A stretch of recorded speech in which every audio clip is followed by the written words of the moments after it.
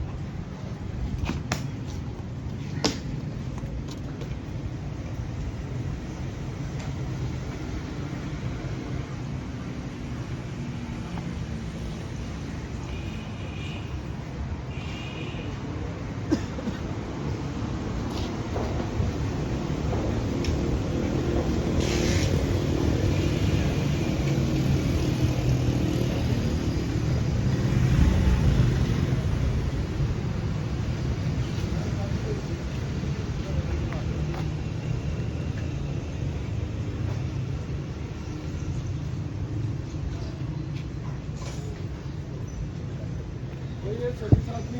officer कितना से decision है इसमें कौन कौन सी है वो है